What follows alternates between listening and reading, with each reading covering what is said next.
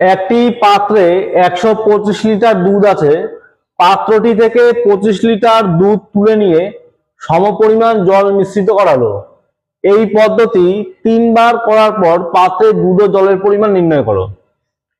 তাহলে আমাদের 125 লিটার দুধ আছে, এর থেকে 25 লিটার দুধ তুলে নেওয়া হবে। তাহলে এখান থেকে যদি আমরা এর ফ্র্যাকশন ভ্যালু বের করি, তাহলে আমাদের আসবে কি 1/5।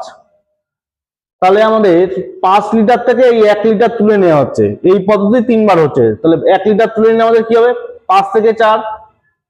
তাহলে 5 থেকে 4, 5 থেকে 4, ঠিক আছে। তাহলে এখানে হচ্ছে আমাদের কত, গুণ করলে 125 আর এখানে হচ্ছে 64। তাহলে আমাদের প্রথমে 125 লিটার দুধ ছিল, আর এখন আমাদের দুধ হয়ে গেল কত, 64 লিটার, ঠিক আছে। যদি দুধের পরিমাণ জিজ্ঞাসা করে তাহলে আমাদের হবে 64 লিটার।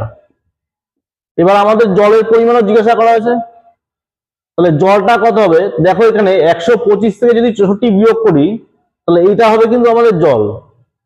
125 থেকে আমরা 64 বিয়োগ করে দেবো, তাহলে এটা আমাদের হয়ে যাবে কত, 61 লিটার হচ্ছে জল, ঠিক আছে। তাহলে এটা হচ্ছে তোমাদের